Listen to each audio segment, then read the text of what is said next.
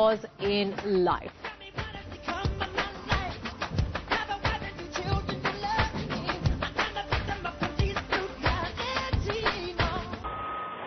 Much of his life was spent in the public eye, and Michael Jackson's final moments were no different. Paparazzi cameras recorded the ambulance leaving his mansion. On board, the pop icon, unconscious, not breathing. Paramedics used CPR to try to revive him on the short journey to hospital in West Los Angeles. There, crowds of people started to gather. The mood was one of back to town on his death. Emphasising the commercial nature of Michael Jackson's life, with T-shirts already printed up and being sold. Oh, absolutely, yes. I'd see some more coming now.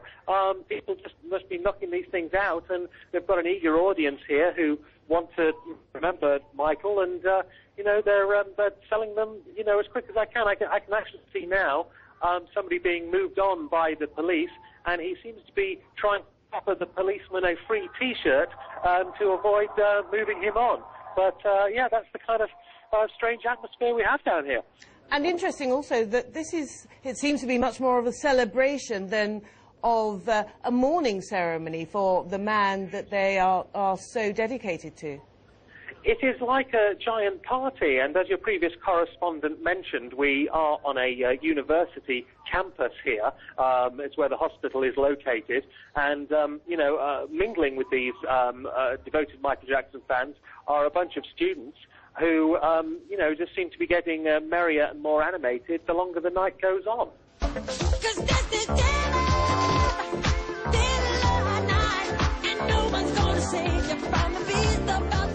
You have to go back to 1982 to truly understand Michael Jackson's success. It was the year he released Thriller. It sold a record 51 million copies.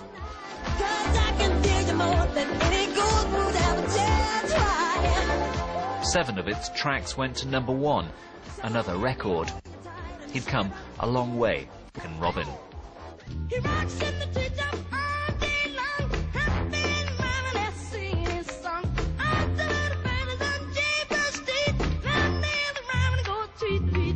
He'd begun performing with his brothers when he was just 5 years old. They'd been brought up in the steel town of Gary, Indiana, and by the late 60s, they'd become stars. Later in his life, he described his childhood as sad and lonely and claimed his father whipped and mocked him. But it didn't stop him performing. By the 80s, he'd gone solo and become the biggest star in the world.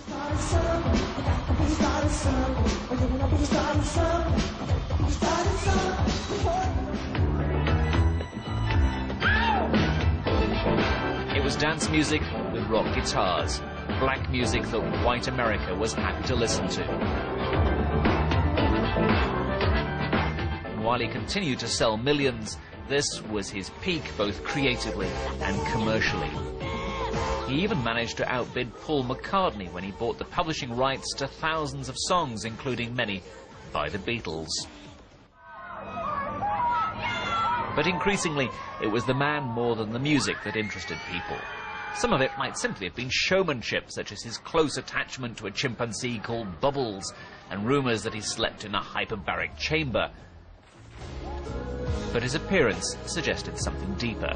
His face changed shape and colour. Some of it he put down to a skin condition, and he admitted to 2 facial operations. Others suspect there were many more. And then there was his domestic life. He married the daughter of Elvis, Lisa Marie Presley. 19 months later, they divorced.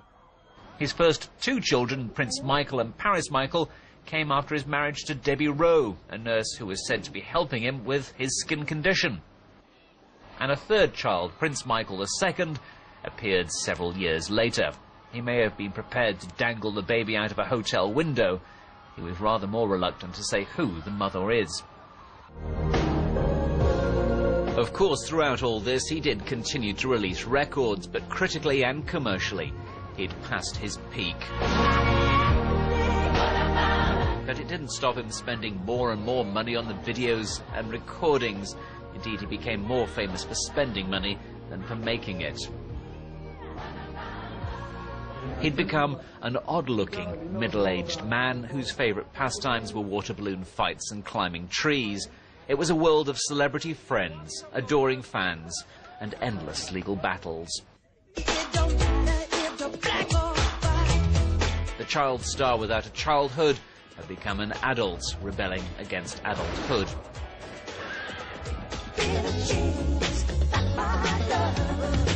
But behind the scandals, the lifestyle and the showmanship, an extraordinary career, the first black star of the MTV generation.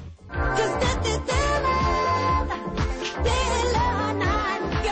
250 million albums, the most successful artist of the last 30 years. The mood there, some people celebrating Michael Jackson's life and, of course, his amazing musical legacy, others mourning his passing. But I think that what we'll see, Martine, over the next few days is a large outpouring of grief, and the controversial aspects of Michael Jackson's life will be obscured, overlooked in a sense. Well, I talked to Marlon Jackson, the older brother of Michael Jackson, earlier today, and he said he was simply devastated by the news of his brother's death. In fact, he found out because his daughter was watching television, and she saw the report, and she yelled at him upstairs, "Dad, they're saying Uncle Mike is dead." And Marlon said, well, surely that can't be the case. So he then called Frank DeLeo, who was Michael Jackson's manager. Then he finally reached him on the phone. Frank said, Marlon, we've lost him. He's gone. And that's when he got confirmation that Michael Jackson had indeed passed away. He said he was trying to reach his mother, Catherine, was unable to do so. Because at that time, Frank told him that last night Michael Jackson complained of not feeling well. They then called Michael Jackson's doctor to his home in Los Angeles. Frank told him that between last night, this morning, we don't know what happened. All of a sudden, when they went to go to Michael Jackson this morning, he was simply in cardiac arrest. He was not breathing. He was rushed to the hospital. And, of course, it was there that he was declared dead. And so the brothers began to call each other. They did not have opportunity to reach folks in different parts of the country. Joe Jackson, of course, lives in Las Vegas. His mom, Catherine, lives in L.A. She managed to the hospital along with Latoya Jackson, as well as Jermaine Jackson. Marlon is in Atlanta. So the family dispersed all across the country. No word exactly where Janet Jackson is. He hadn't been feeling well, you say. How concerned was the family then about Michael's condition?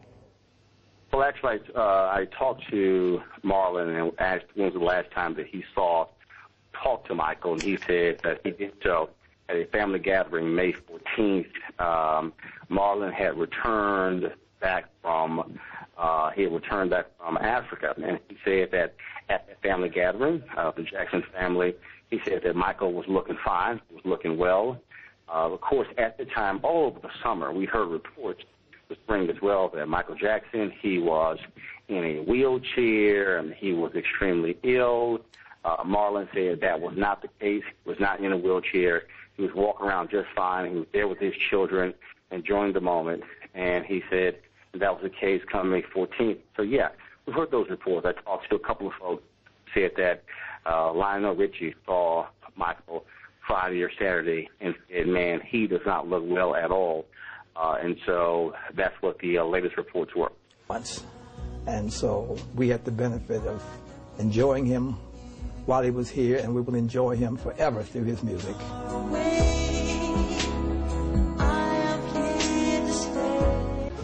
His face changed shape and colour.